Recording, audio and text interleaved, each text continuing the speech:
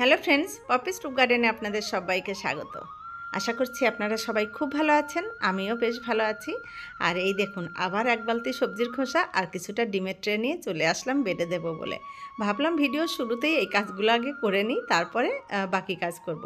আসলে এখন বর্ষার সিজন, কোনো কিছুই জমিয়ে বেশি দিন রাখা যাবে না। আর ছাদে তো নয়ই, ছাদের নোংরাগুলো আমি সব এখন ঝাড়টার দিয়ে বেডে দিয়ে দিচ্ছি, যাতে করে ছাদটা নোংরা না হয়। কারণ হচ্ছে যখন তখন বৃষ্টি চলে আসে, আর বৃষ্টিতে ছাদের নোংরা জমে থাকলে ছাদেরও ক্ষতি হবে, দেখতেও ভালো লাগে না, নিজের কাজ করতেও একদমই ভালো লাগে না। সেই জন্যই যা কিছু আছে নোংরা জিনিস সব এখন এই গ্রো ব্যাগে দিয়ে দিয়ে বেডগুলোকে, যত আর কি বেডগুলোকে রেডি করা যায় তত আমারও সুবিধা হবে, আর ছাদটাও পরিষ্কার থাকবে। আর এদিকে এইসব হাবিজাবিগুলো মাটিও তৈরি হতে থাকবে, এতে পরবর্তীতে আমার গাছ লাগাতে সুবিধাই হবে। তো সেই জন্যই গতকাল বিকেলবেলায় শুরু করেছিলাম এই গ্রো ব্যাগগুলো রেডি করা। আর এগুলো হচ্ছে 12 ইঞ্চির গ্রো ব্যাগ। মাটি দিয়ে ভর্তি করতে গেলে প্রচুর মাটি লাগবে।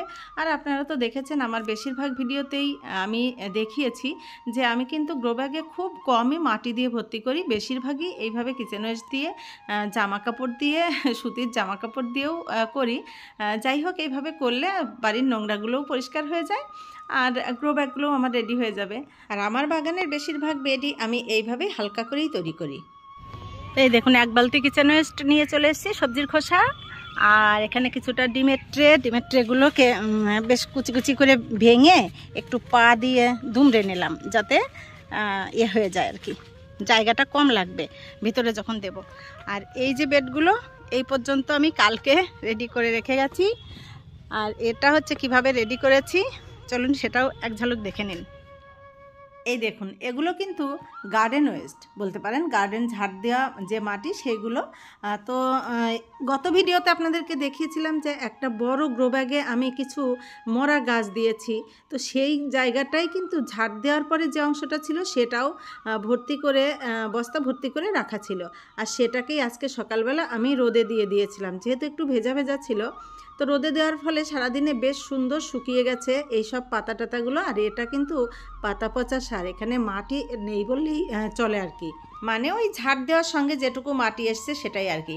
তো প্রথমেই আমি এর থেকে বেছে বেছে প্লাস্টিক ছিল যা ছোট ছোট, সেগুলোকে ফেলে দিলাম। তারপরেই দেখুন না, ওপর থেকে আলতো আলতো করে পাতাগুলোকে ব্যাগের তলায় দিয়ে নিলাম, সব কিন্তু নিচের দিকে থাকলো পাতা। আর এই যে তার সঙ্গে একটু একটু গুঁড়ো গুঁড়ো মাটি থাকলো, সেটাকে উপর দিয়ে দিয়ে দিলাম। তো দেখুন, এটার মধ্যে কিন্তু খুব কম পরিমাণেই মাটি আছে, কারণ গাছতলার ঝাড় দেওয়া জিনিসগুলো তো পাতা পচাই বেশি হয়, তো সেগুলোই।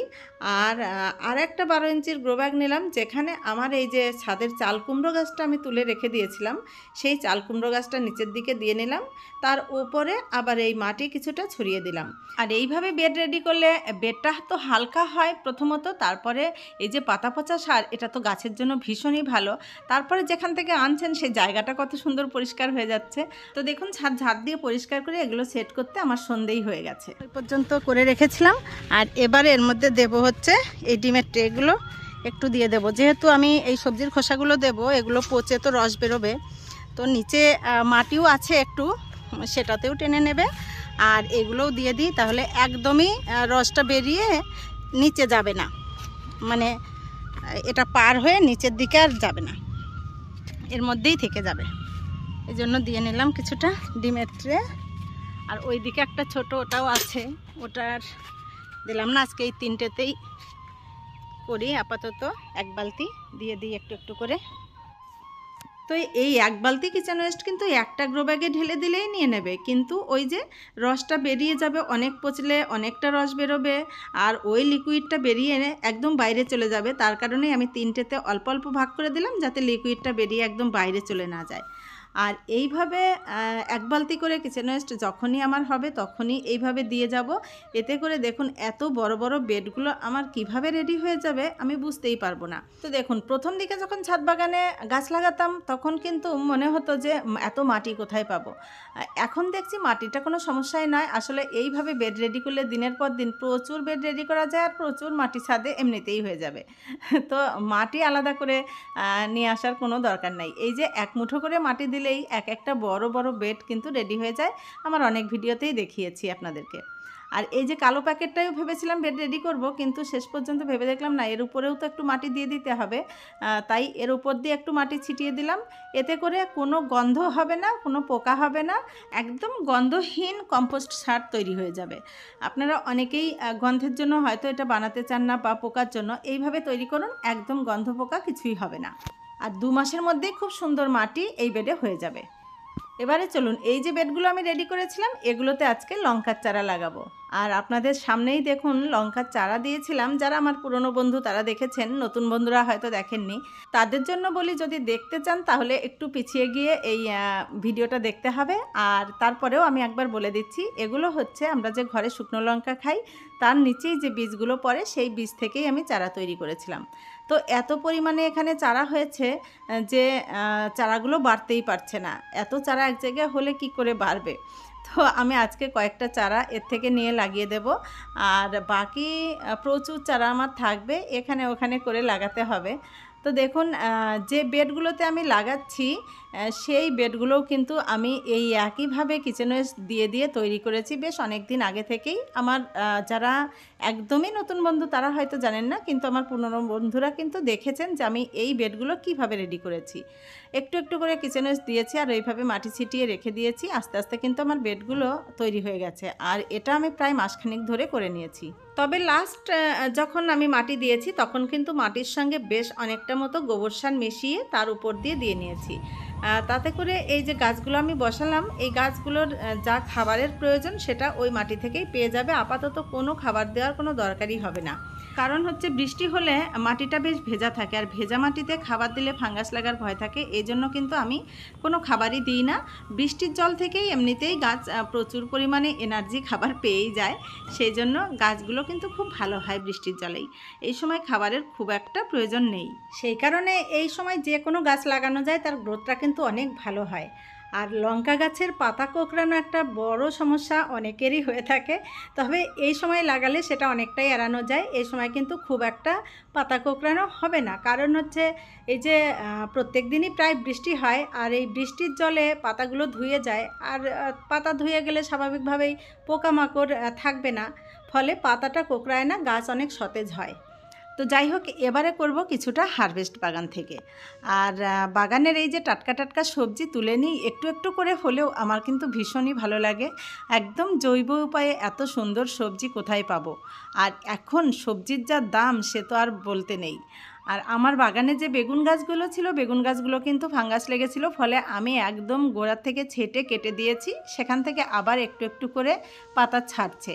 পরবর্তী ভিডিওতে আপনাদেরকে দেখাবো।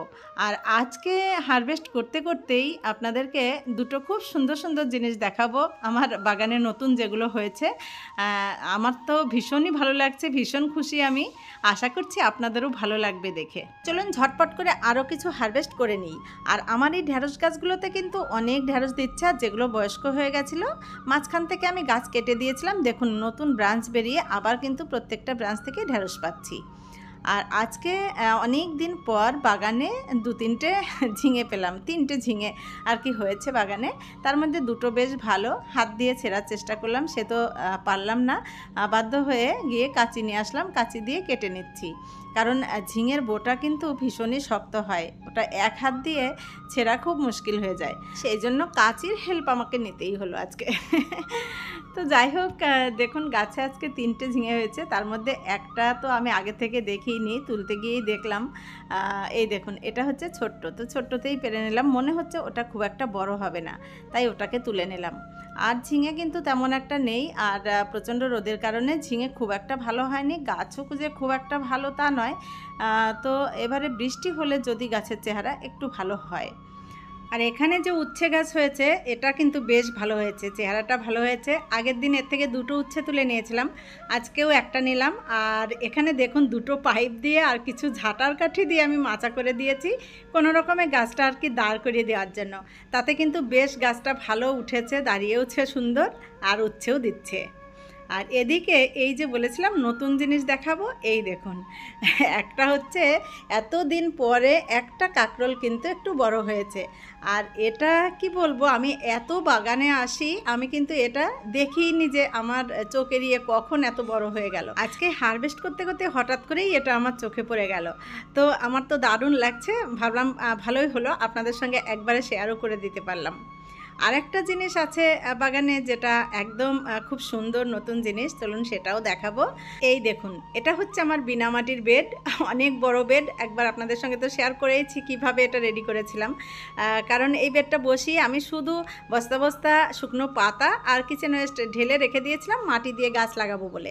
কিন্তু তার মধ্যেই কিচেন ওয়েস্ট থেকে এই যে বাঙ্গির গাছটা হয়েছিল সেটা আর এত সুন্দর হয়েছিল বলে আমি আর তুলে ফেলিনি, সেটাকে একটু জল টল দিয়ে বাঁচিয়ে রেখেছিলাম। তো দেখুন সেই গাছ থেকে এত সুন্দর বাঙ্গি হয়েছে, আমি তো ভাবতেই পারছি না। আগের দিন একটা ভিডিওতে আপনাদেরকে দেখিয়েছিলাম ছোট্ট ছোট্ট ছিল, দেখুন কদিনের মধ্যে কত সুন্দর বড় বড় হয়ে গেছে, দারুণ লাগছে। এগুলো পাকলে তারপরে তুলবো। তো দেখুন বিনা মাটিতেও কিন্তু খুব সুন্দর গাছ হয় এবং ফল হয়।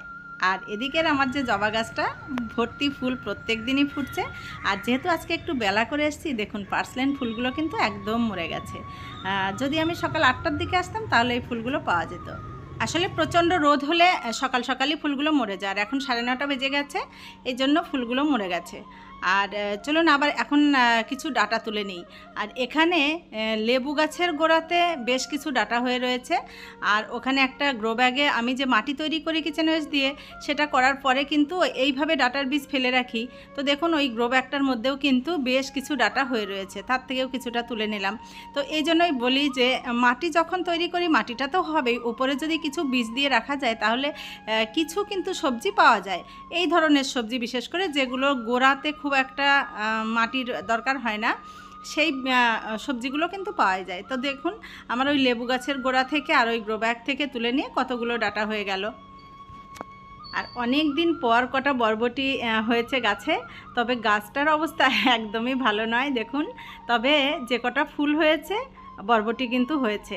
আর এর আগে যেহেতু কয়েকদিন বৃষ্টি হয়েছিল তার জন্য এই কটা পাওয়া গেল। তার মানে যদি বৃষ্টি হতো মাঝে মধ্যেই তাহলে বেশ কিছু সবজি পাওয়া যেত। গরমের কারণে কিন্তু গাছগুলো নষ্ট হয়ে যাচ্ছিল। আর আমাদের এখানে তো একদিন যদি বৃষ্টি হচ্ছে পরের দিনই এত টাকফাটা রোদ হচ্ছে, কি বলবো। এক নাগারে বৃষ্টি হলে গাছগুলো আরও বেশি সবুজ হয়ে যেত। তো এই গাছ থেকেও কিন্তু বেশ দেখুন কত বরবটি আমার ধরে রয়েছে। আর এখনও কিন্তু বরবটির বীজ বসিয়ে দিতে পারেন, এখন বসালেও সেটাও হয়ে যাবে। আর এখানে যে উচ্ছে গাছটা, এ তো অনেক দিন ধরে উচ্ছে দিয়ে যাচ্ছে, নতুন করে আমি আবারও কিছু গাছ বসিয়ে দিয়েছি। আর এই গাছগুলো কিন্তু সবই কিচেন ওয়েস্টের উপরে বসানো। কিচেন ওয়েস্ট দিয়ে দিয়েই আমি বেডগুলো তৈরি করি। আর তারপরেই আপনাদেরকে বারবার বলেছি যে আমি সবজির যে কোনো সবজির গাছ বসিয়ে দিই। তো সেইভাবেই কিন্তু এই উচ্ছে গাছগুলো বসানো। দেখুন 3 মাসের এই গাছ এবং 2 মাস ধরে কিন্তু আমি সমানে টুকটাক করে উচ্ছের থেকে পেয়ে যাচ্ছি। এই দেখুন আমার কত কিছু হয়ে গেল হারভেস্ট। আর করতে পারবো না, কারণ এই দেখুন বৃষ্টি পড়া শুরু হয়ে গেছে। যেটুকু হয়েছে সেটুকু নিয়েই আজকের মতো চলে যেতে হবে। ডাটাগুলো এই যা বেশ অনেকটাই ডাটা হলো। আর এখানে বরবটি, উচ্ছে, ঢ্যাঁড়স, কয়েকটা কুঁদরি আর হচ্ছে 3টে ঝিঙে। তার একটা ঝিঙে একটু ছোট সাইজ, ছোটই তুলে নিলাম। এই হচ্ছে আমার আজকের হারভেস্ট। ওদিকে আপনারা কিন্তু কাপড় কাচার শব্দ পাচ্ছেন। আমার যে মাসি কাপড় কেচে দেয়, মাসি কাপড় কাচছে ওই সাইডটায়। আর এদিকে দেখুন গুড়ি গুড়ি বৃষ্টিও শুরু হয়ে গেছে। একটু আগেই কিন্তু টাক ফাটা রোদ ছিল, এখন গুড়ি গুড়ি বৃষ্টি পড়ছে ঠিকই, কিন্তু মনে হচ্ছে বেশিক্ষণ টিকবে না। তো যাই হোক, আমার আজকের ভিডিওটা আপনাদের কেমন লাগলো কমেন্ট করে অবশ্যই জানাবেন। যদি ভালো লাগে লাইক, কমেন্ট, শেয়ার, সাবস্ক্রাইব করে পাশে থাকবেন। আপনারা খুব ভালো থাকবেন। দেখা হবে আবার একটা নতুন ভিডিও নিয়ে। আজকের মতো টাটা।